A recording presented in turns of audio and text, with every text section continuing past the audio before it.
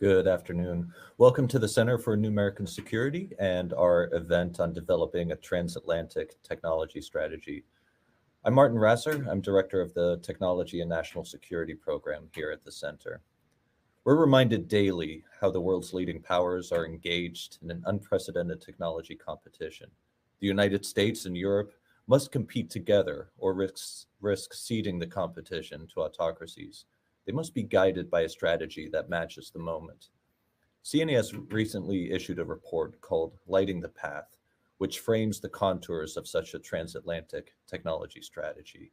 It's the culmination of a year of research, roundtables, and interviews, and I encourage you all to check it out. Over the next 90 minutes, we'll delve into the transatlantic technology relationship with noted experts. First, we'll hear from government officials from the European Union and the United States, Gerard de Graaf and Ruth Berry. Then I'll turn it over to my colleagues, Carissa Nietzsche and Hannah Kelly, for the second segment, a panel discussion with Fran Burwell and Meg Harden. I've asked Gerard and Ruth to provide some opening remarks, after which we'll engage in a discussion. You'll have the opportunity to join the discussion as well. You can tweet your question with the hashtag CNES2022, or you can use the submit a question feature if you're on the webpage cnes.org/live. So our first guest is Gerard de Graaf. Gerard is Senior Envoy for Digital, is Senior EU Envoy for Digital, I should say, and head of the new EU office in San Francisco. He's worked for more than 30 years in the European Commission across a wide range of policy areas. Until his recent appointment, he was a director in DG Connect, responsible for the Digital Services and Digital Markets Acts. He's also been co-chairing two of the Trade and Technology Council working groups on green tech and on data governance and technology platforms. Gerard, welcome to CNAS. Thank you. Good afternoon or good morning or wherever you are. And congratulations on your excellent Dutch pronunciation of my name. Oh, thank you. Well, I try and bring out my Dutch language skills whenever I can. So it's a real pleasure to be able to introduce you. And with that, let me turn the floor over to you for some framing remarks. Yeah, just maybe a few opening remarks. And I think what is important is to understand the situation in Europe at the moment. We have been living, of course, like the United States, through more than 2 years of the COVID pandemic. And then when we all thought things were looking up, we were faced with the Russian aggression and the invasion of Ukraine. We're living in a very difficult period in Europe where people are asking themselves and politicians are asking themselves the question, how are we going to get through the winter? If I take myself, before I came, I paid about $1,400 for energy to heat my house.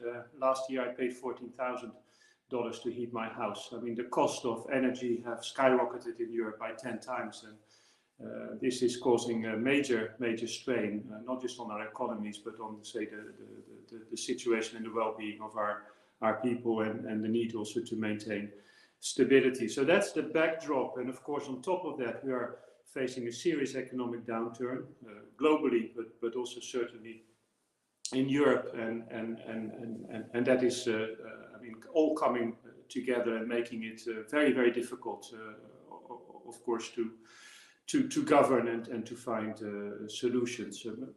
This I think it's useful to sketch this as a background, because the issues which we are discussing today, technological kind of development, cooperation, of course, need to be seen in that context. And what at least these kind of the last couple of years have done is have accelerated and exposed very much kind of the need for the digital transformation, but also the vulnerabilities and the dependencies. And again, Europe has been feeling those dependencies quite directly over the last few years.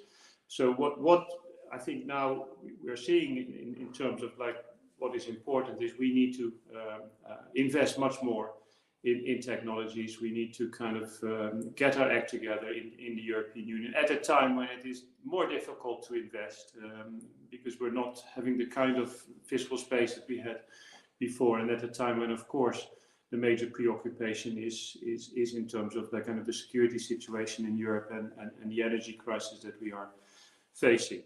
Maybe turning now to the US, I think we've rediscovered each other. It's been difficult under the previous administration to work together. I think with the Biden administration, the relationship is very constructive, very positive. We have very good discussions and cooperation through the Trade and Technology Council, and we are seeing the first results of that cooperation. And I think, as your report points out, and I'd very much like to welcome the report and the recommendations, it is absolutely critical that the EU and the US stand together, because not just economically, but our systems, our values, our democracies are at risk in this world where kind of certain regimes are clearly pursuing a very different vision of the world than the shared vision that the EU and the US stand for. So what should we do? How can we best manage this kind of difficult world together? I mean, first of all, we should coordinate as much as possible.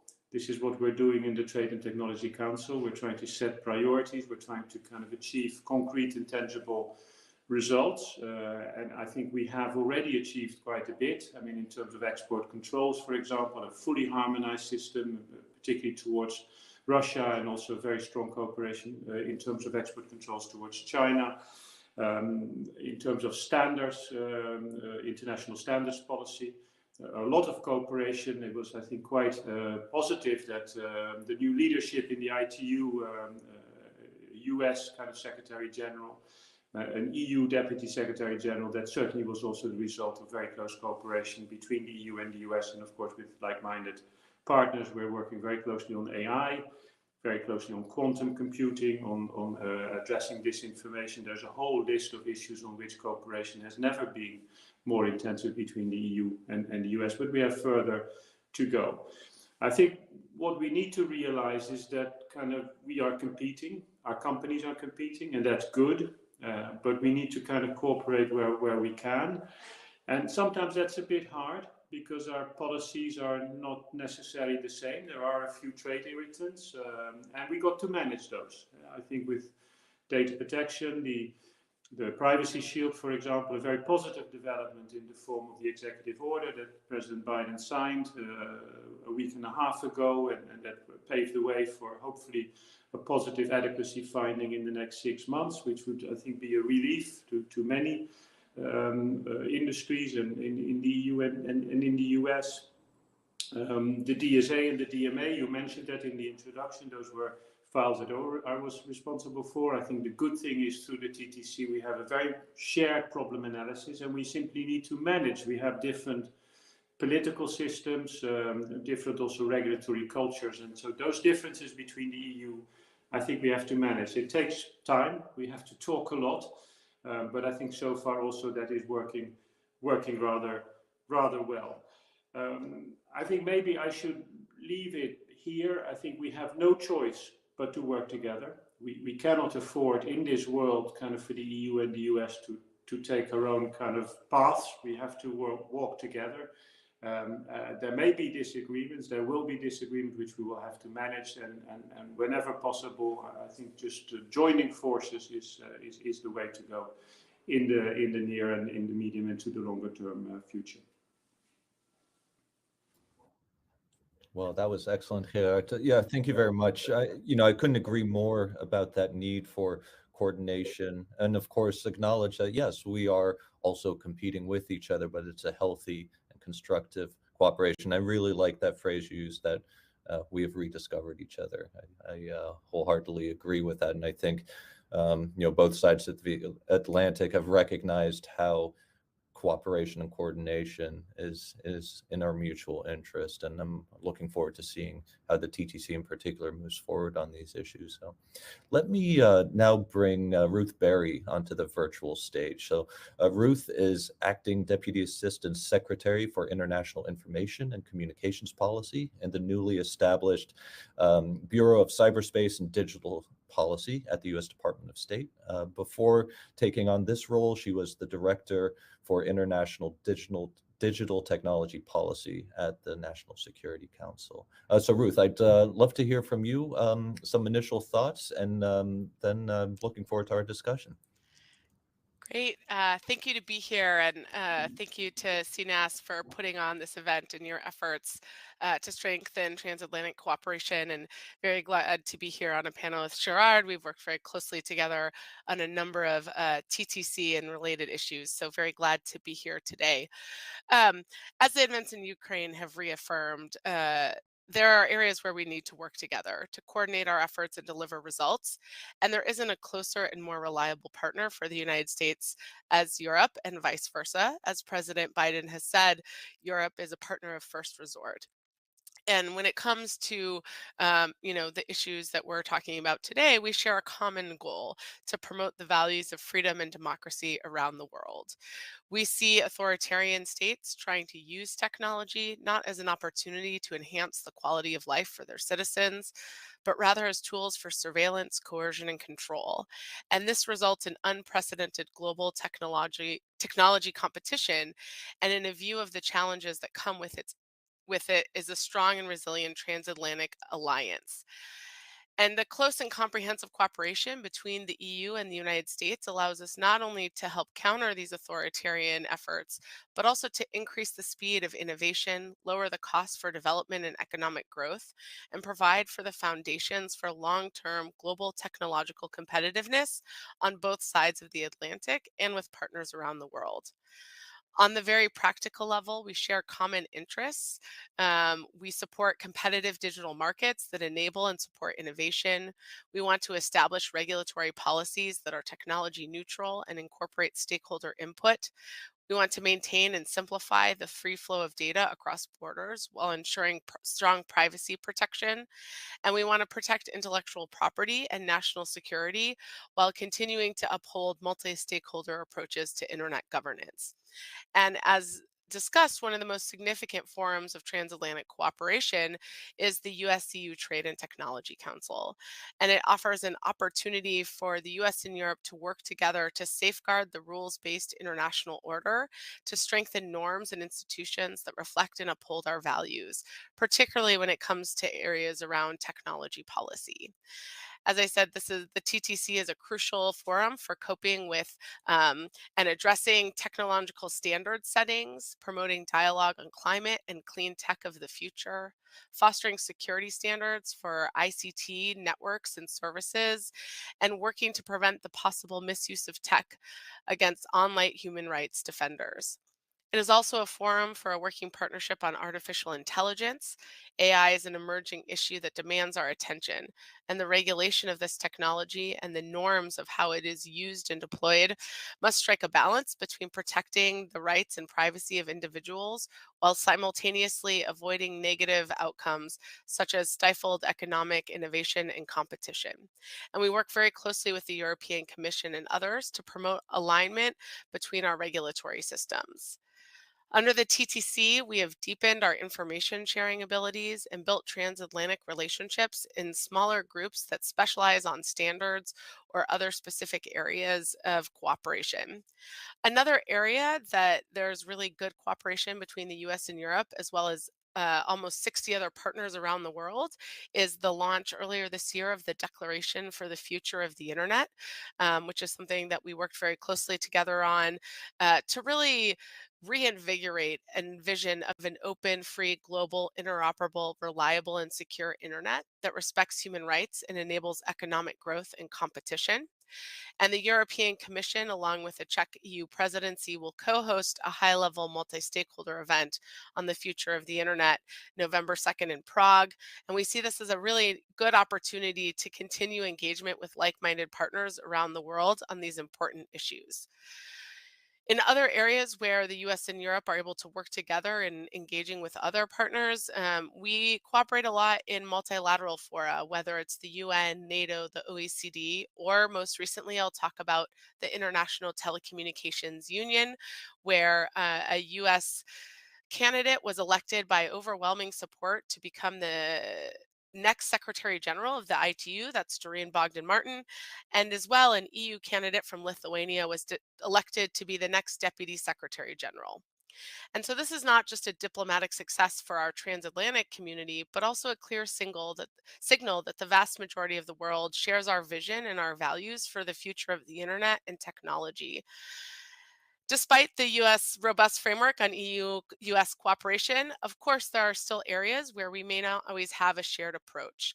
And so I think when we think about cooperation on digital issues and the questions around digital sovereignty, competition policy, or digital regulatory frameworks, or our approach to data security, um, I think it's important to remember. And I think one thing that the TTC has helped us to remember is that we often share the same objectives and the same values. We just have different approaches to thinking through how we may go about accomplish them based on our different political systems. But the US and Europe don't have to have completely identical regulatory systems. And I think what's key is that in the areas where we do share objectives, we focus on interoperable solutions that can accommodate different models of governments and different political systems. Um, as mentioned, recently President Biden signed an executive order to implement US commitments under the EU US data privacy framework. And we hope that this forms the basis of an adequacy decision that restores legal certainty to US EU data flows. But I think as we think about how do we partner together and think about sort of global values in this space, we see the Global Forum on Cross-Border Data Privacy Rules as an area where the US and Europe may further collaborate, looking at cross-border data flows, not just transatlantically, but around the world. They are the lifeblood of the modern global economy and are critical for private companies and public services across all sectors, whether it's education, health, scientific research, or law enforcement. And the CBPRs put in place flexible, effective, and enforceable privacy rules that facilitate data flows. And so these are, one area where we could look at deepening cooperation with the US and Europe, particularly as we think about third countries. Another area is thinking about financing for secure and trustworthy telecommunications networks and projects around the world in developing countries as another area where the US and Europe share values and approaches and can look for ways to better cooperate. So I will close by saying that there are a lot of very valuable conversations happening between the US and Europe, and also a lot of opportunity for us to work together on some shared global challenges. Thank you. Fantastic. Thank you so much, Ruth.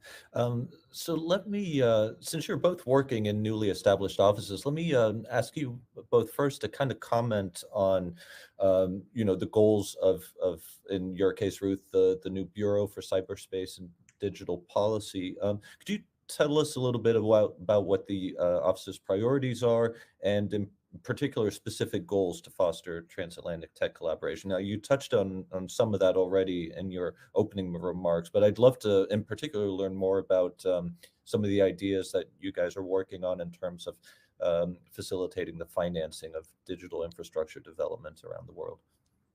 Sure. So thank you for asking. In April, Secretary Blinken established the Bureau of Cyberspace and Digital Policy at the Department of State, and it brought together two existing parts of the department under one roof and also created a new policy area. So we have three policy units.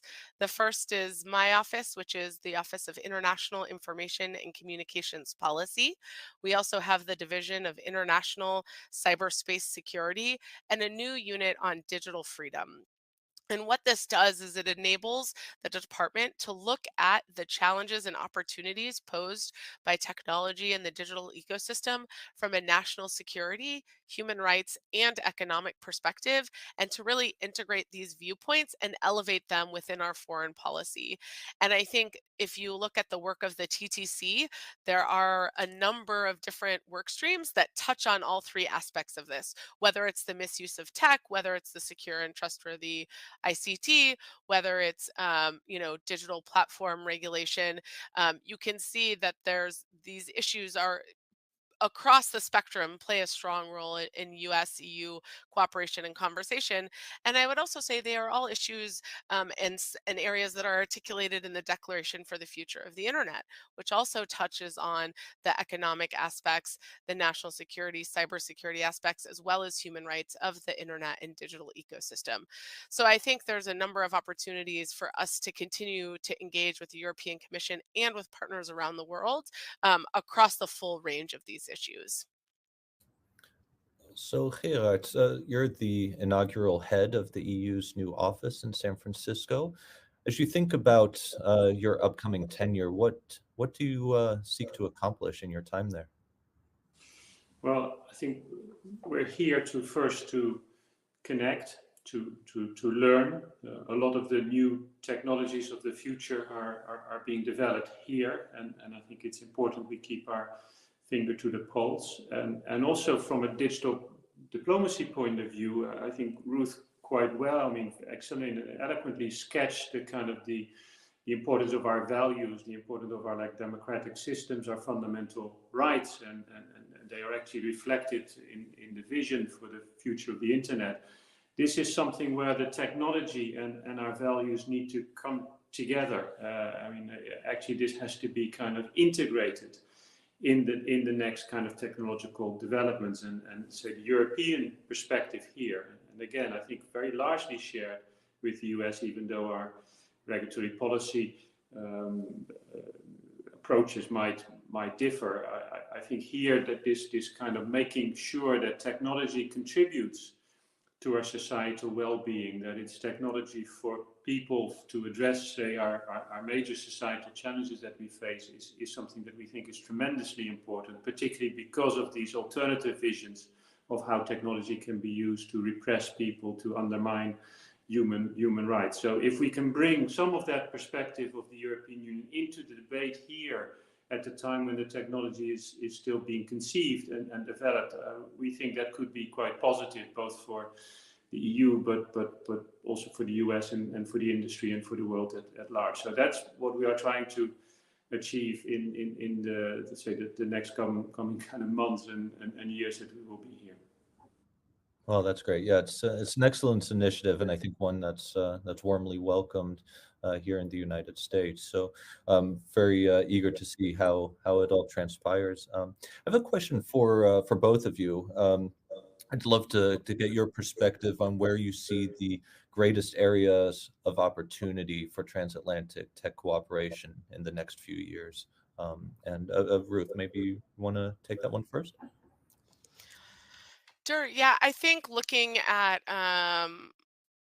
digital connectivity in third countries, I know with the European Commission, they have the Global Gateway program, and we also in the United States have the Partnership for Global Infrastructure Investment.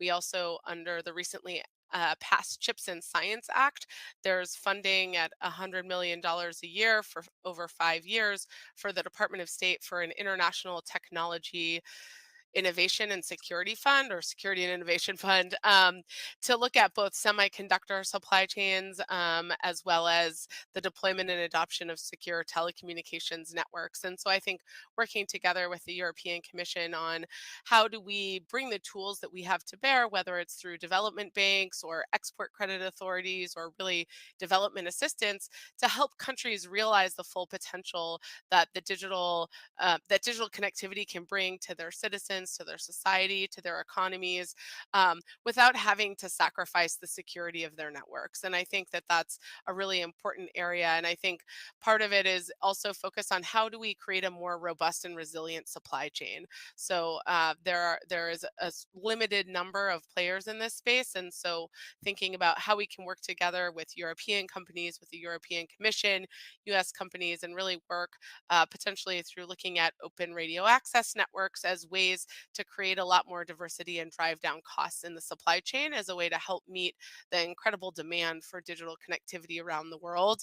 I'm not a semiconductor expert, but I also think there's a lot of work in that space to happen between the US and Europe, mapping out supply chains, avoiding subsidy races to the bottom, and really looking at how do we friendshore and nearshore these critical technology inputs that we need for both of our economies, to help ensure that we have for both our national and economic security the inputs that we need.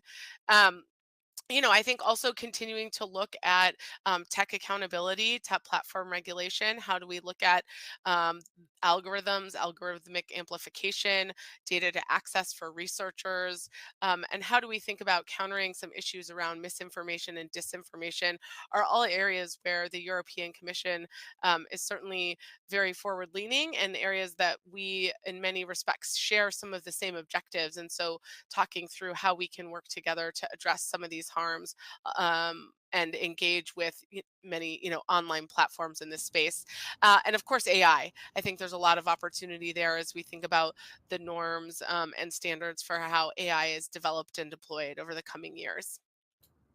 Well, it's excellent to hear such a wide-ranging list of opportunities. Gerard, what's your take? Where do you see the greatest areas of opportunity lying? Well, I fully agree with what Ruth has just sketched in terms of areas where we need to cooperate.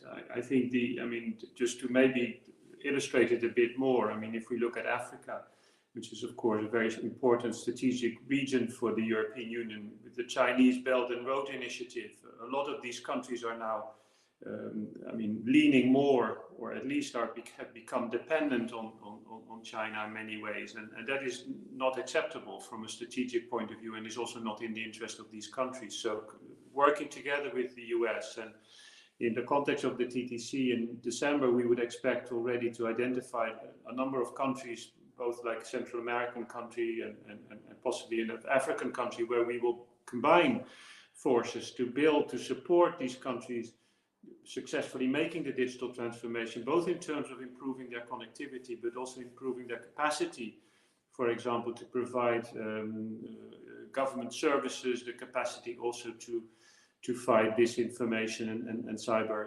attacks. So that's, I think, a very concrete example. Other areas, again, fully agree with what Ruth has just said. Standards, critical. Global standards. It's always politically challenging to get the attention of, say, our political leadership. Let's discuss standards, and they run for a mile. But I think they have increasingly understood that standards, if you set the standards, you basically own the market. You set and standards, both technical standards, but of course also regulatory standards. So this is an area where also in the TTC there's a lot of attention. We are identifying specific areas where we will work closely together, make joint proposals in the international standards organizations in order to pursue our common interest. Maybe I should highlight quantum. And I'm highlighting these points because, like, in the time horizons of like 4 to 5 years, these are going to be overwhelmingly important technologies. That they are already very powerful, but if you manage to, if we as EU and US were not on top of quantum, if we're not leading quantum, just think about the cybersecurity. No encryption would be safe anymore in our countries. We would be exposed to major risks in terms of our national security. So that's a technology where we also have to work very, very closely together, and it's center stage in the context of the TTC. Disinformation, clearly very important, also because a lot, of course, of the big tech platforms are in the US, and we work with them very, very successfully, for example, to keep disinformation out of Ukraine, to try to deflect the disinformation from Russia in Africa and in Central America and Latin America, blaming the EU and the US for the global famine, the food shortages there. I think we're successfully kind of also building the necessary counter narrative. So there's a lot of that work that's going on, both short term, but also particularly in the medium and to the longer term. And I think it's very promising, and it's very important. So there's plenty of opportunity for close collaboration between the European Union and the United States, but there are, of course, some divergences in the transatlantic relationship. So what are some of the irritants that we need to successfully address so that it doesn't hinder effective collaboration in the next few years? Who would like to take that one first? Well, I don't think there are that many, frankly. I mean, I don't think we should not kind of pretend that somehow there's a long list of irritants or potential irritants. I mean, obviously we have the privacy shield. I mean, the discussions around an adequacy finding. There were a number of decisions by the European Court of Justice that kind of have led us to start the negotiations, which have come to an end, and the ball is back in our court. And I think we are quite confident that within, say, the next months, we estimate about 6 months, that at least there's a very good chance for a positive adequacy finding. So that would then put that issue to bed. I mean, in terms of other major issues, there's always a bit this concern. I mean, terms, whenever you throw around terms like digital sovereignty or strategic autonomy, I mean, you get kind of some people feeling this smacks of protectionism. And of course, we have to be careful that that's not the case. I mean, I know there's some concerns about kind of cloud certification amongst the US administration, the US industry. I think that we can manage. I mean, we are going to, the Digital Markets Act was signed into law and published and will enter into force on the 1st of November. So in less than 2 weeks time. I mean, the Digital Service Act will follow suit. I mean, we've got to manage that. And I think we've had very constructive discussions with the US administration and also with the US industry. There is a very intensive discussion going on with those, say, major tech platforms, which are likely going to be in scope, and the focus is very much on compliance and on implementation. So I am quite optimistic. I mean, there will be the occasional hiccup and legal challenge, etc. That's absolutely normal. But I don't have any kind of indications to believe that this will spill over into the political relationship between the EU and the US, and precisely because the objectives are largely shared. I mean, we want the internet to be safe. I think everybody would agree that these platforms have a responsibility and an accountability to keep the internet safe from terrorist content and illegal hate speech and child sex abuse material and disinformation. And I think that's what we're trying to do in a measured way with the European legislation. I think we also agree that the internet market space should be contestable, should be open, that competition should thrive, and that those who have are innovating should have a good shot at getting a fair share of that market. And then again, in the implementation, there might be certain issues that arise, but I would definitely not leave the audience here with the feeling that we have a kind of a huge number of trade irritants that we have to manage. I think we have very few, and actually the one that has been made maybe the most prominent is about to be put to bed. Okay, that's excellent. Ruth, what's your take on the question of irritants?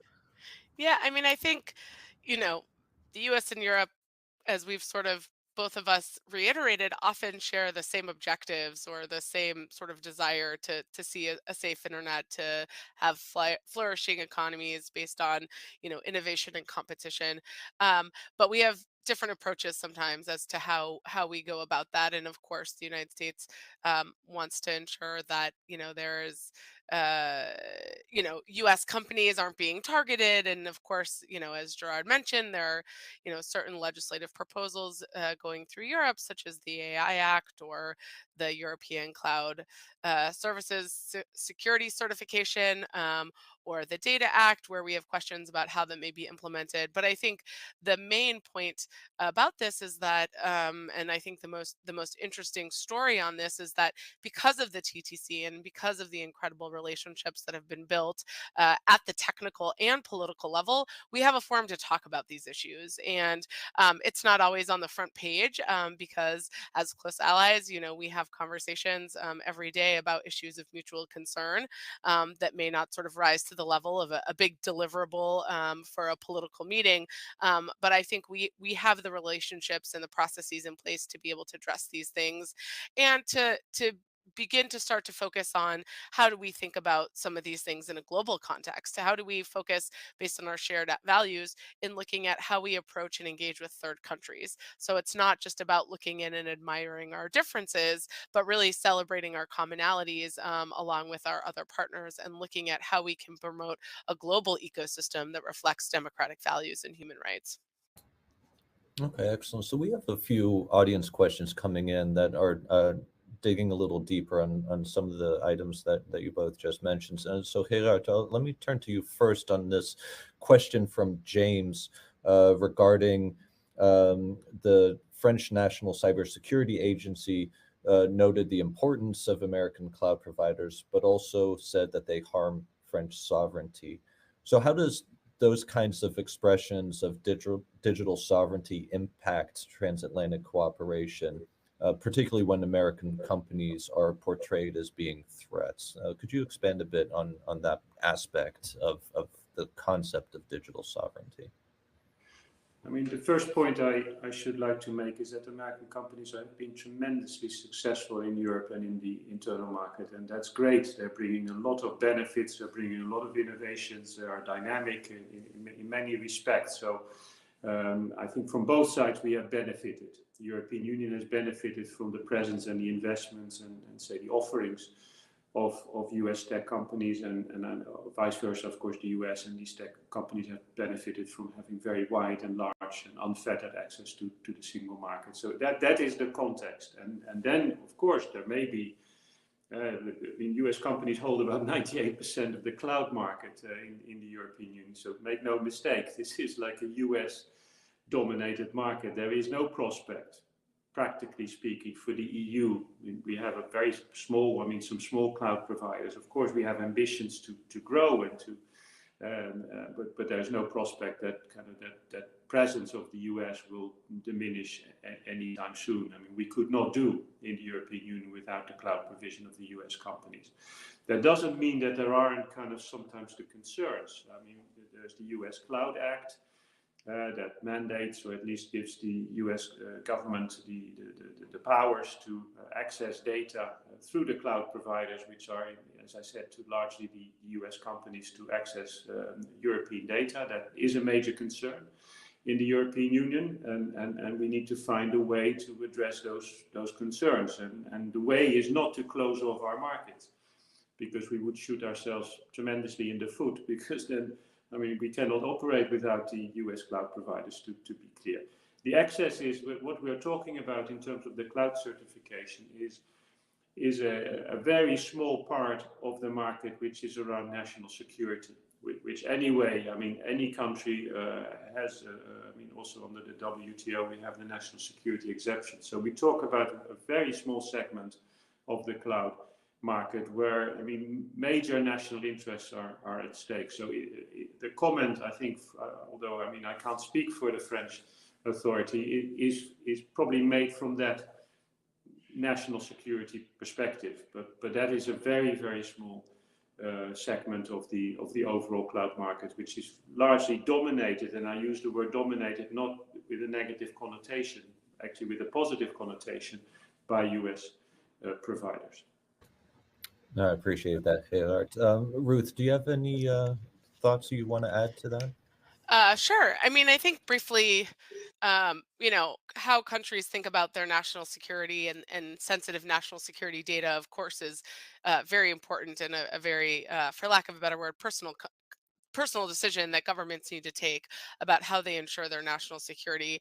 I think, our concerns with the proposed EU cybersecurity certification scheme for cloud is really the domestic ownership requirements, and sort of the sense that if US cloud companies want to do business, they would then need to transfer that technology to European companies, which of course is something that is pretty something that U.S. companies would see as a pretty fundamental threat to their business models, and so I think that you know this is something that we've had a lot of conversations about with the European Commission and with the French to discuss various models here. And I think, there are efforts underway, including if you look at the OECD when it looks at trusted government access to data, that very clearly demonstrate that the rules and safeguards and checks and balances on how governments access data held by the private sector are actually shared between the U.S. and many European countries, including countries like France and Germany. And so there's a lot more commonality there. And so I think we really would like to see a risk-based approach that looks into does not treat companies that are headquartered in countries of friends and allies the same as companies that may be headquartered within authoritarian regimes. And so I think those are continued areas of conversation, but I think there's a lot of efforts underway, including the data privacy framework, as well as work at the OECD, that really demonstrate that there's a lot of commonalities when it comes to the checks and balances to ensure the safety of this data. And I would also just note briefly, in the Ukraine context, they had a data localization requirement for their government data, and that became extremely problematic when Russia further invaded Ukraine, and there were targets or attacks against those data centers. And so I think it's important to really think about what does actually raise the bar of security, and often localization and requiring the use of non-US companies does not always result in greater security or reliability for those data centers. All right, so Doug has a question for both of you. This is regarding regulations. So Doug is interested to know whether you see the US and the EU competing on regulatory regimes, and if so, do you think that will distinguish whether one is proving more successful than the other, particularly when it comes to the technology sector? I mean, we're regulating in the EU because we think that this regulation will help the EU and serve its social and economic interests. And of course, we always have the single market close at heart, because if we leave a vacuum at the central level, then the member states will fill that vacuum, and then we will have fragmentation of our single market, which is the greatest handicap that the European Union has been suffering from in terms of supporting our technology companies and startups to scale up in the European Union. It's just very complicated. If every time you want to expand, you have to adjust your business model to rules which are different from the rules of the member states where you have been operating before.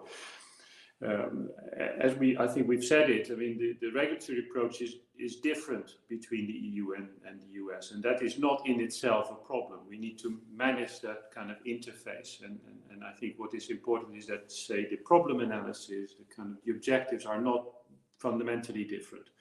It is the way we implement these policy objectives. I mean, we believe that the rules that and there's often a caricature, which I've been in California now for like 2 months, and I've come across that caricature a few times, that regulation equals stifling of innovation, and particularly in technology, which is very fast moving. I mean, now we do not tend to regulate the technology, we tend to regulate, say, the consequences, the impacts of technology, but we actually believe that regulation will provide trust in the market. If you take AI, for example, I mean, if people in the EU or presumably also in the US, if they don't trust that AI will actually protect their fundamental interest when they apply for a mortgage, when they get kind of a medical diagnosis, they will shun AI.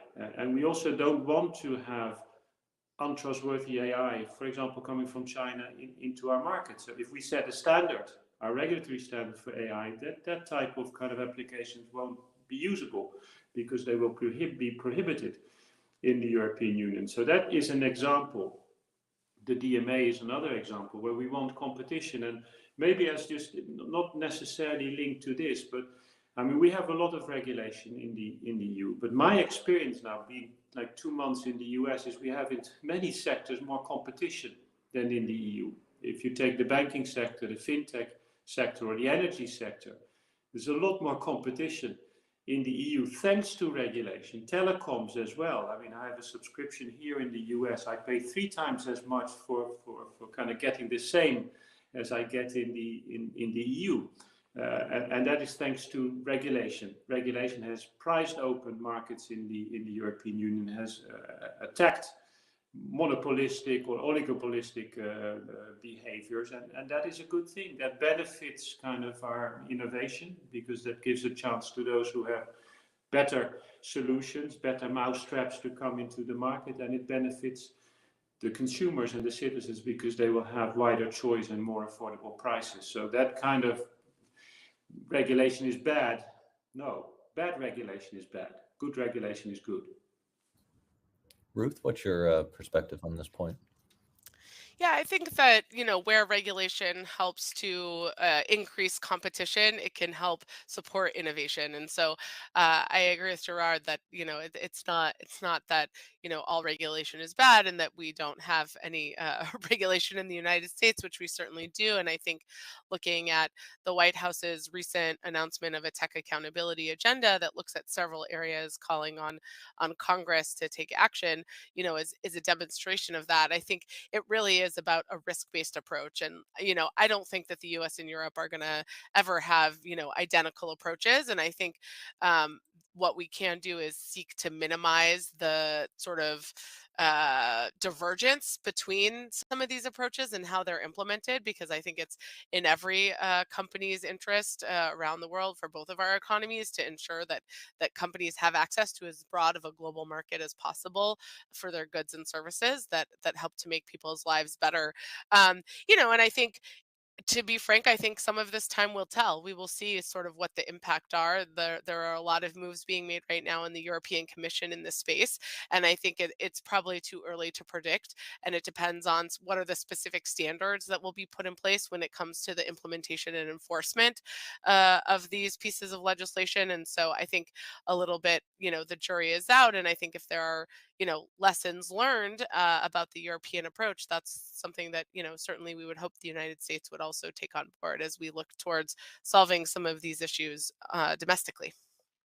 Which I will also caveat is not the role of the Department of State, who is very focused on foreign policy.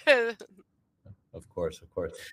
So one quick final question for you both before I transition over to our panel. So the EU-US Trade and Technology Council will meet again in December. A very ambitious agenda was laid out in May. What should we look for in the December meeting? Just a quick soundbite.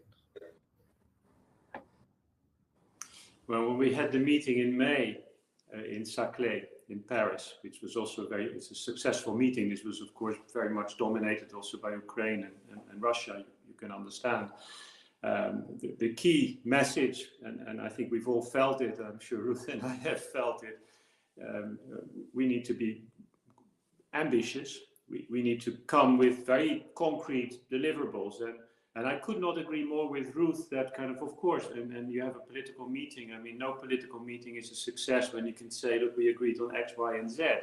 But the fact that we have this channel of cooperation, that we kind of just pick up the phone, we talk, the scope for misunderstandings is virtually zero, because we talk all the time. I think that is maybe one of the greatest, at least intangible benefits maybe of the TTC. We've never been better informed about each other's policy intentions, about each other's policies. And if there is something we are concerned about, like the EU Cloud Act or some other things on the US side, we talk. And we are not going to shout, and we're not going to threaten and everything else. I think that's very positive. But for December, I think we're building on what we have already achieved. I think on standards, we can go further. We have that kind of early warning system where we're now kind of going to develop some kind of concrete, say in specific areas, standards that we want to push internationally. The point that Ruth also made, how can we work with some of the developing countries to get them kind of to a higher level, and also to show that, say, the model that we are promoting globally is the best model for them, rather than, because of course China and to some extent Russia are also trying to kind of influence the positions of these countries in the developing world, and we have to kind of make sure that they come to our models rather than to the authoritarian models. We have good work progressing on AI. We're working together on the roadmap and the risk, I mean, also the risk-based approach, which is very much at the heart of what the EU does. I mean, to work with the US to have a common approaches towards measuring and monitoring the risks of AI is a very good kind of interface, even if kind of we regulate and maybe the US does not. I mean, at least we have a common understanding about what matters most in terms of the deployment of AI in our societies and our economies. I mean, we work together on cybersecurity, on many things. So, I mean, I think there will be a good harvest in early December, and I think kind of observers will be able to see that the Trade and Technology Council is a very productive forum, and that also should kind of continue. I mean, in a way, we should try to make it independent from the political cycle, because it's a forum that, like, post 2024, when, I mean, you have to say the elections here, we also have elections in the European Union. This forum should continue to exist, because we need it, both of us. The kind of the need for a forum like this is not going to go away after even political change in years to come. Great. Ruth, quick thought you want to add to that? Thanks. That was very well put. I guess the only thing that I would add is, yeah, I think the last few meetings have served well to sort of set the stage and look at the parameters of priorities for cooperation against a broad set of really critical issues. And so I think as we think through the next ministerial, it's like, okay, how do we really translate those into action? And what are a few key areas where we can really demonstrate the fruits of the labor of this renewed transatlantic cooperation? And so very much looking forward to the next ministerial and continuing to work closely with the European Commission, including Gerard and DG, his former colleagues at DG Connect, who are really close partners on this. All right, fantastic. Well, with that, Ruth Berry, thank you so much for being with us today. It was an absolute pleasure. Really appreciate you taking the time out of your busy days to talk about transatlantic tech strategy and cooperation. So with that, let me now turn things over to my colleagues, Carissa Nietzsche and Hannah Kelly, for our panel discussion. Thanks, Martin. We're delighted to now turn to our industry and expert panel to delve deeper into opportunities for transatlantic technology cooperation. I'm Carissa Nietzsche, an associate fellow in CNAS's Transatlantic Security Program. And I'm Hannah Kelly, a research assistant in CNAS's Technology and National Security Program. And today we are joined by two fantastic panelists. First up, we have Meg Hardin, Vice President, Government Relations for Infineon Technologies Americas Corps. For 20 years, Meg has partnered with Infineon senior leadership to advocate for technology and innovation policies that support a competitive U.S. semiconductor industry and a healthy innovation ecosystem served by those semiconductors. Prior to joining Infineon, Meg has had international trade and investment consultants experience working with small and large companies seeking to identify new markets and partners. We are likewise joined today by Francis G. Burwell, Distinguished Fellow at the Atlantic Council and a Senior Director at McLarty Associates. Until January 2017, Francis served as Vice President, European Union and Special Initiatives at the Council. She has served as Director of the Council's Program on Transatlantic Relations and as Interim Director of the Global Business and Economics Program. Currently, Francis directs the Transatlantic Digital Marketplace Initiative. Thank you both for joining us today. So we'll kick this segment off with a moderated conversation, but audience members, we'd love to hear from you. So please send in your questions using the chat function at cnas.com/live or by tweeting them with the hashtag CNAS2022. So we'll work to weave your questions into the discussion. But to start out, let's start at the 5,000-foot level. So a question for both of you. If you could grade the transatlantic technology relationship at this moment in time, what grade would you give it and why? So Fran, let's start with you. I've tried to resist great inflation here. And I think that I would give it a B. And what I would say is that we're seeing steady improvement, but we have occasionally very big errors. And I think that the TTC is part of this. We have seen since the founding of the TTC, as your previous panelist noted, it's become a very good way of communicating about issues. And so we've seen some convergence.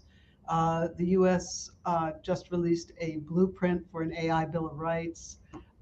We've seen the administration put out some things about cybersecurity that are not dissimilar to the new proposal the EU has done for the Cyber Resilience Act.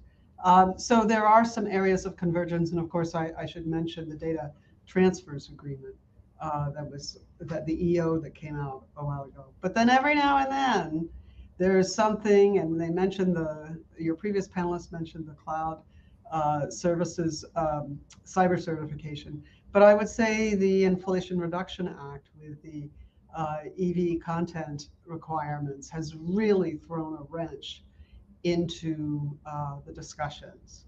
And, you know, both parties have guilt in these things. We both do things that are done for domestic reasons that have impacts. And that's what keeps this relationship from getting an A- right now. I'm also going to give it a B, but I gave it a B plus, Fran. I wasn't hugely specific on that, but B is sort of average, and I think we're in a good place. I think that there's a lot of discussion. I actually think the US-EU TTC has been a great vehicle to kind of bring a framework around a lot of discussions that were happening from the industry side. So, you know, when I look at the level of activity of US technology companies in Europe and the level of activity of European companies here in the United States, it's hugely significant. And so the barriers are not terrible.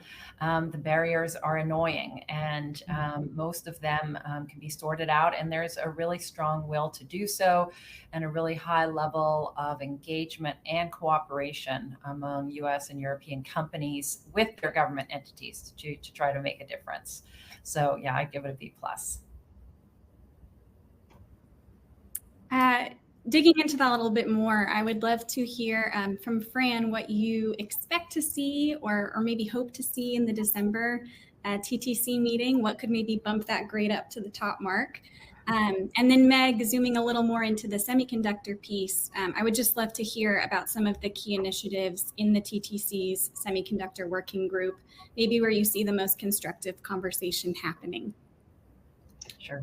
So let me say that I'd start with specifics. There are two ways of looking at success on the TTC. One is specific projects and deliverables, and the other one is just the general atmospherics. On the deliverables, I know a lot of people criticize the TTC for not having delivered much yet, but I think that actually it's doing important work in setting a foundation for further cooperation in the area of emerging technologies. So the idea of having something that would be a way of measuring and of assessing AI. And I think that that's important. Things like, are we measuring greenhouse gases the same way? And setting standards for that in the same way. Because next year, the EU is going to have a carbon border adjustment mechanism. And we have to be able to measure things that are made in the United States using the same criteria, or otherwise they're going to run into problems with CBAM. So there are a lot of things like this. The move to cooperate more and invest more in the international standard setting bodies, these are all very important. I won't say they're exciting.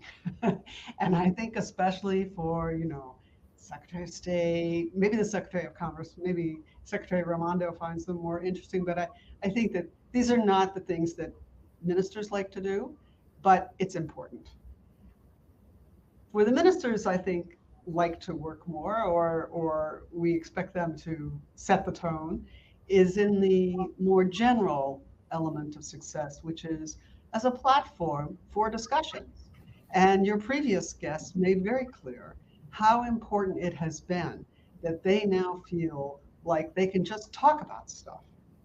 And they can do it in a relatively low volume. You don't have to yell, you don't have to demonstrate about stuff and threaten each other, because you're always going to see the next person. And it's not just that they only see each other, even at the ministerial level. at these biannual meetings, they're seeing each other. Every time Vestager comes over here, she sees Raimondo and Ty, and the same thing. I know Executive Vice President Dombrovskis was here last week, and he also saw Secretary Raimondo, USTR Ty. So I think, this type of stuff is going on much more frequently than it used to. So I think we can expect to build on that. I think one area, though, that is proving very problematic for the TTC, and that is the connection with current legislative files, where we are both doing things, although the EU is doing more hard rules than we are, as opposed to what we do, which is issue guidelines a lot of the times. It's very hard to avoid talking about that, but the TTC officially doesn't work on current legislative files. And as a result, I think some of the most obvious stakeholders in the TTC, i.e. the business community, don't always feel like their interests are being represented. I certainly have been in many meetings where business stakeholders have been concerned not only about issues, but about their ability to interact with the TTC and to input their views into the TTC. So I push that as a big question mark for December. Well, I think you teed up Meg's comments perhaps pretty well. I'd love to hear from the business perspective, from the industry perspective, how that tone setting from the top is facilitating some of those conversations, specifically in the semiconductor working group. Well, there's no question it is. The TTC has been a great vehicle for us as a company to put a lot of transatlantic issues forward. Infineon has a very big presence here in the United States, and we love it as a bridge to address some very specific interests of ours, like R&D collaboration, which just needs to be happening. More of that needs to be happening. We've also found the supply chain topic, the supply chain resilience and transparency topic, to be very well given a lot of momentum by the TTC. I don't think it would have any otherwise. And so that's been a big positive. And then the up and coming topic it's going to be really important is workforce development. Again, hard to find a framework to talk about those things without something like the US EU TTC. So we think that's going to be a critical one. But it is definitely, I think, Fran's right that the mechanism to engage industry could be strengthened. On the EU side, of course, there's a lot more structure. They have the Futurium and the working groups where the companies were all invited in to join these working groups, and there's regular interaction and participants. It has been conducted in the United States primarily through RFIs that come out and ask opinions, but that leaves you a little less connected as companies to the process. So I do think there's room for more stakeholder input from the industry side, because these are really important policies that are being developed, and the Transatlantic Alliance is going to be so critical to launching a more global view of some of these topics. And so making sure that the governments are close to the industry stakeholders is really important. Thank you, Megan and Fran, both on the TTC point and kind of what's going well, what we expect for December. Fran, I'd love to turn to you. You mentioned in your grading of the U.S. and Europe technology relationship a really important new development with the executive order from President Biden signed to implement the European Union-U.S. data privacy framework. For those of us not following it as closely as you, what are the next steps there? Kind of what are we looking for now from the Commission on that? And then the million-dollar question, do you assess that this framework will withstand the scrutiny of privacy activists in Europe, of the European Court of Justice? Kind of what do we have in the next months as we look ahead on that? So I think we have a ways to go. This executive order was a crucial step forward, and we wouldn't be anywhere without it. And I should point out, this executive order is really a result of negotiation, not the executive order itself, but it comes out of these negotiations that have gone on for 2 years now. Remember that the appointment of the new negotiator on data, data transfers was done the first day of the Biden administration, which speaks to how seriously they took this issue. And so I think what we're going to see now, this executive order, the commission is so familiar with this executive order that they should not have any problems with it. But what they have to do is they write an opinion saying that, we hope, that the US now is adequate in the way that it handles data that is transferred and the types of protections that it offers for EU citizens and EU residents whose data might be transferred to the United States. That opinion will go to various bodies in Europe, such as the European Data Protection Board, some of the national data supervisors, I believe, not quite sure on that stage, and they come back and comment on the Commission's proposal. This doesn't happen overnight. It's going to take a few months. And at that point, when the Commission issues its final opinion, then we will be in a situation where everything will be confirmed, et cetera. We do certainly expect that that opinion will be challenged by various individuals or institutions once it is in force. So Max Schrems, who started both the first and second case, has already indicated on Twitter some of his concerns about the executive order. So we do, I think all parties to this expect a legal challenge. But I think that this time, the US has moved very, very far, and I think has provided all reasonable reassurances and tried to speak particularly to the issues of redress and necessity and proportionality that were outlined in the ECJ opinion. And so fingers crossed, this time, third time's the charm, right? And hopefully we will have a data transfers regime that works. Excellent. This next question is for Meg. Pulling a little more at a thread that we were speaking on earlier. So industry is the engine of innovation. We see this across critical technology sectors. And I think in recent years, we've seen this particularly emphasized in the semiconductor context. But when we talk about the transatlantic tech relationship, it's often within the context of government cooperation. So we already sort of touched on the need to better engage industry. But I'd love to hear maybe how industry is playing a role in driving the conversation in the TTC, where you've seen opportunities to sort of inject or infuse considerations. And then to that piece of needing better engagement from industry, how that might come about, how you think it might work better, that relationship between industry and government. Okay, sure. So I can't speak comprehensively because we're just one company, but the area that we have engaged in the most, and I think have been driving the conversation rather than reacting to it, is on supply chain resilience. And this is, of course, because there's shortages that, turned the global economy upside down, and many of the end markets were quite vocal with the government in sharing their perspective on what those chip shortages meant. And it required us, by the way, as the largest supplier of chips to the auto industry worldwide, to help the government understand the supply chain, the semiconductor supply chain, from the perspective of a chip manufacturer.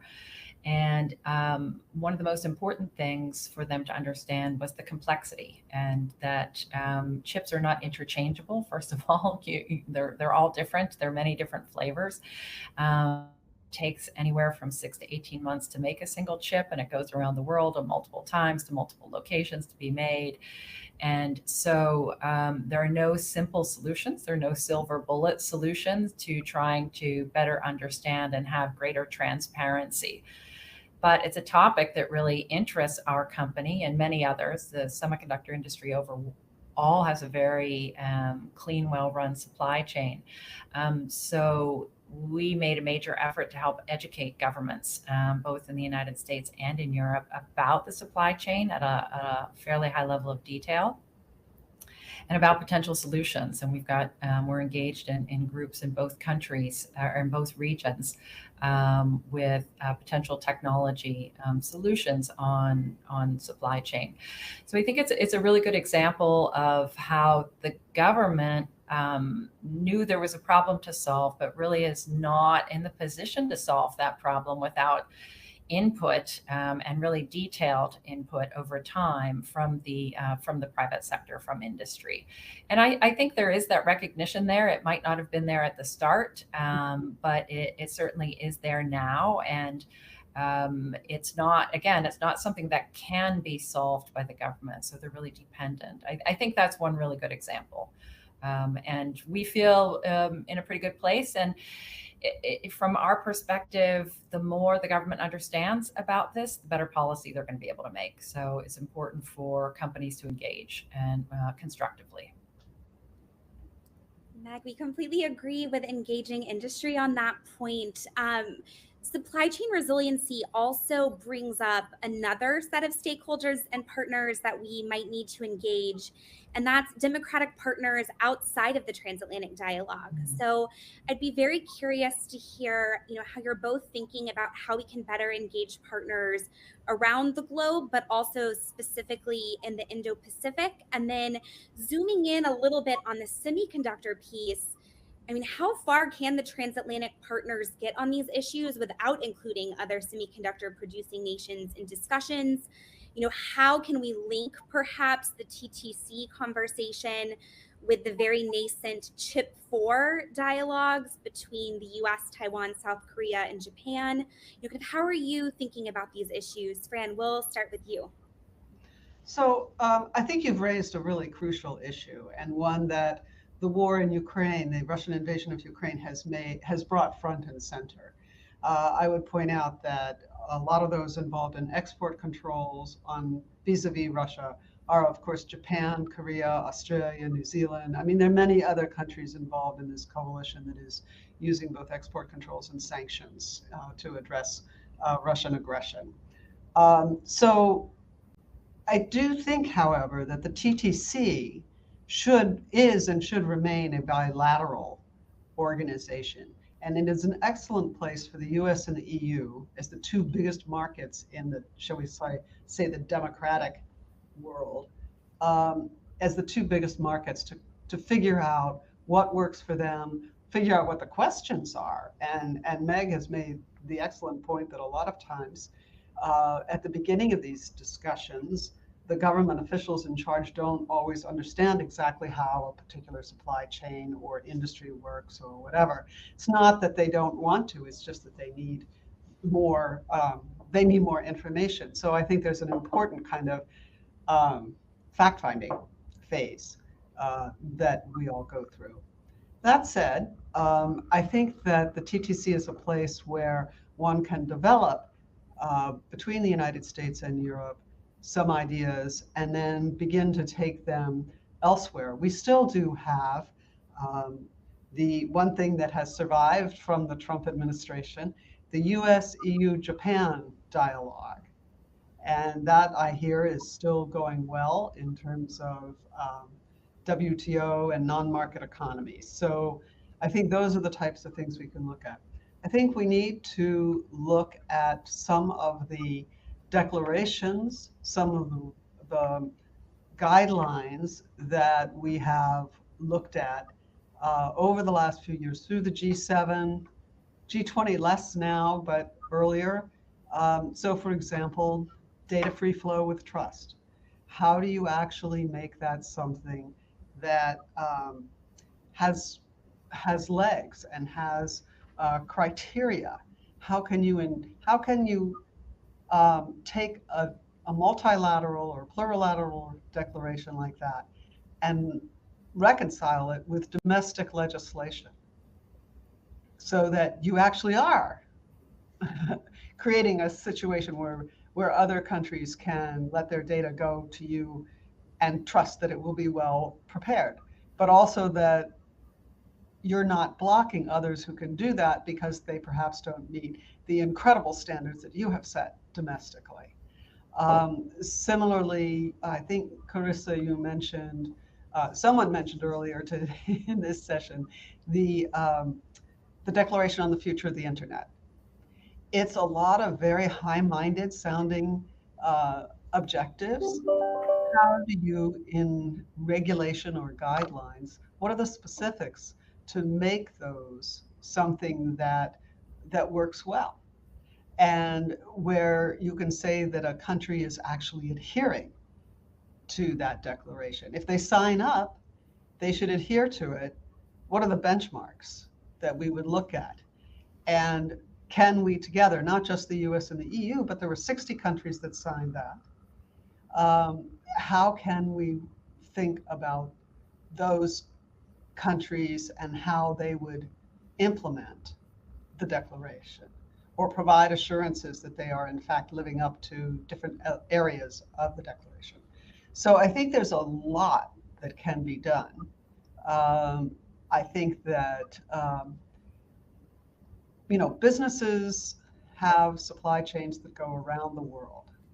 And we should be thinking about, in some of those crucial supply chains, which countries are most important and can we bring them into this, shall we call it a democratic digital club or something like that, as a way of securing that, both the supply chains, but also, as some other folks have said, I mean, the TTC is a lot about values. It's a lot about democracy. And so we should expand that to the other democratic countries around the world. Yeah, so I'm going to agree, Fran, that we have to focus on the US-EU TTC. It's a great vehicle, and it's a diplomatic vehicle about principles and shared values. And then, citing the earlier panelists, we need to get concrete for it to be real, for it to be meaningful. It needs to be concrete. And that's where industry needs to come in. And it's important in our industry, in the semiconductor industry, to recognize that the semiconductor industry was literally built on a global free trade platform. And so, and it's the other important thing is that it's a heavily capital intensive industry. So we have very significant investments all over the world and a highly efficient supply chain. Now, things are shifting and changing, but you cannot, in the short term, pick up and replace and move around huge capital investments and just completely alter the supply chain, nor would it be advisable or affordable, let's say, to replicate complete semiconductor manufacturing ecosystems in every region of the world. So to your question, Carissa, yes, it has to be global. In other words, we have to be having global discussions about all of these topics. It's not good enough just to talk about transatlantic, except at the diplomatic level. That is good. But if we are going to be concrete, we have to find platforms where industry is deeply engaged and not replicating other efforts. So there is something called the World Semiconductor Council, which is an industry group, and there are regional chapters of this all around the world. They come together multiple times a year. One of those times, the regional governments are included. In other words, there is a platform for our industry. So how do we not abandon frameworks that are currently set up and adding some value, while also absorbing and integrating these diplomatic shifts, these geopolitical shifts. It's not, there are no easy answers to that, but there has to be a recognition that we are an industry seeking to operate in an environment that allows chips to continue to be provided. We don't want any more shortages and interruptions and disturbances if possible. But we also do not want to make making chips so expensive due to all of these other intervening factors that they can no longer propel the level of innovation that they have across the economies. I mean, one of the reasons we all have, whether it's huge smart TVs or the latest iPhone or really energy efficient equipment running our furnaces in our houses, is because the cost of chips came down and down and down and enabled so much other innovation. And so I'm only saying we need to be careful, and we need to be really aware of the implications of shifting a lot of this supply chain without really close engagement by the industry. Can I just add one thing? I think it is important that our industries be resilient, and both the US and the EU are attempting to do that to some degree by onshoring, right, by reshoring chips and everything back home. But we have to be careful as we do that. First off, what are we defining as critical sectors? Is it PPE? I mean, there's all sorts of stuff that one could define as critical that maybe isn't really critical. But it depends where you sit, and what your priorities are. I think that it is important that we talk together and with our friends about what resilience entails and whether we need to, and I would disagree with this. I think that there are some politicians who would say the only way that the US can have resilient supply chains is to make everything American. But there's no reason that supply chains that go to Europe, that go elsewhere to our friends, and hopefully an expanding level of friends, right, can't be considered resilient. And one thing that concerns me is that in our efforts to make things resilient, we throw up barriers that treat our friends the same way they treat our allies.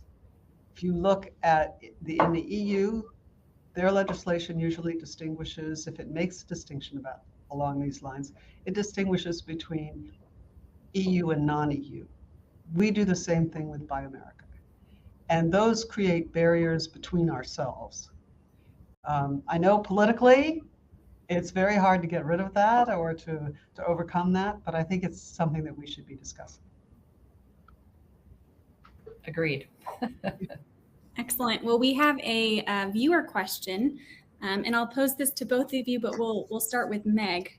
So pursuant to generating these concrete solutions or concrete platforms for dialogue, and having real conversations about what resiliency entails, we see data privacy and data governance as being sort of a consistent point of friction in these conversations. And we see that being true in the transatlantic relationship, but then also with some of those extended partners and allies.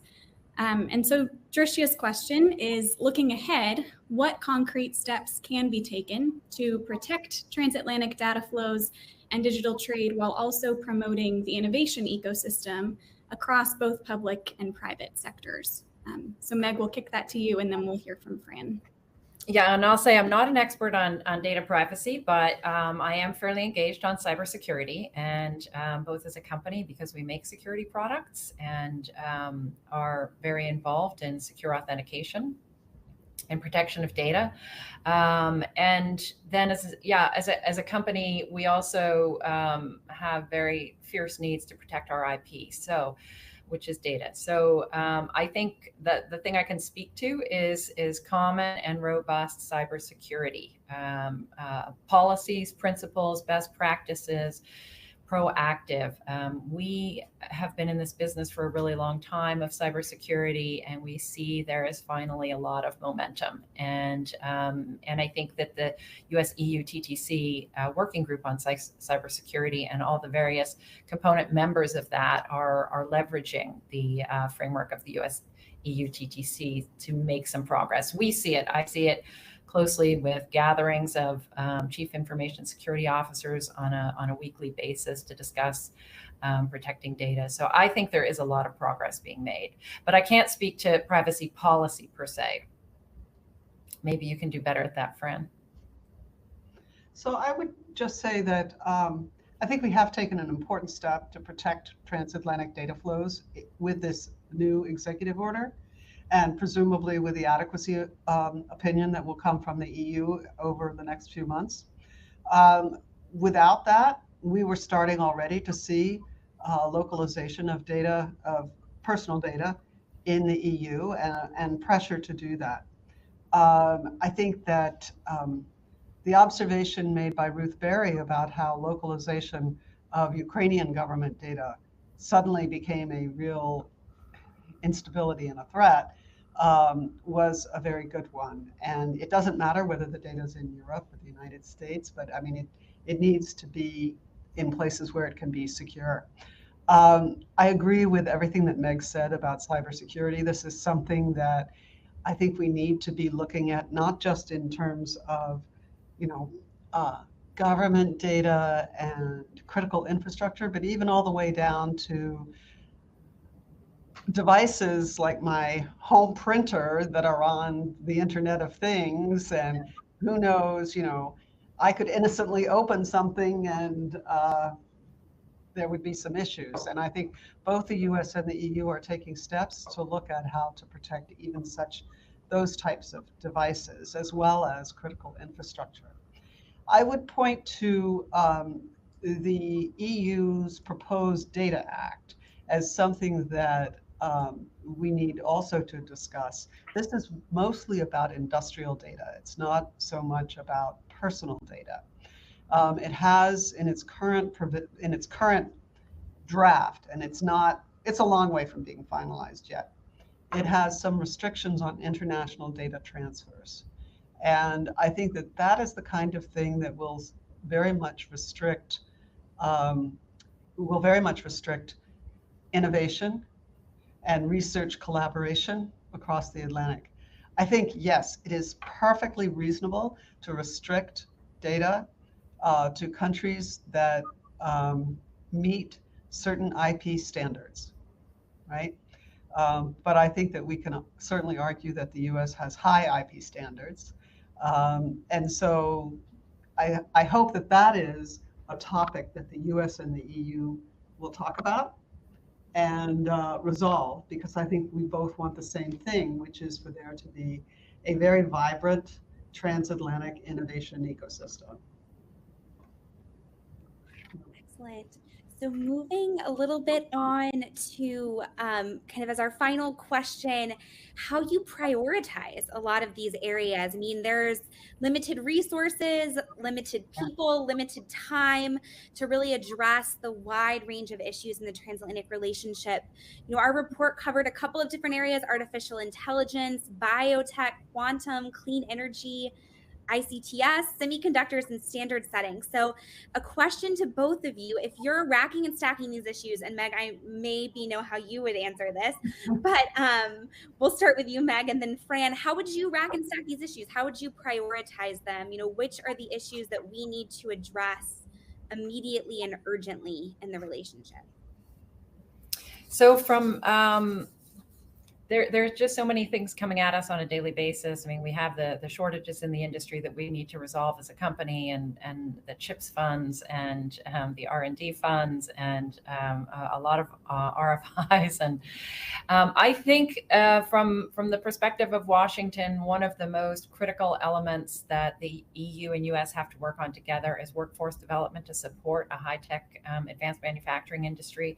It's a really critical factor. All the money in the world for manufacturing facilities will not overcome the shortage of workers to make it happen here. That's the number one, I think, issue. The supply chain resilience, I think there's efforts to be made there, and I think there's solutions there.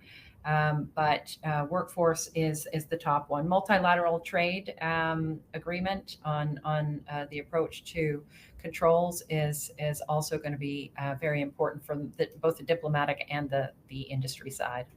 So those are my top topics. So I would say that rather than trying to identify which is the most important technology, that one should look at this horizontally. And I would say that of the ones that you listed, I would pick standardization or standard setting, because that goes across every single one of the other technologies.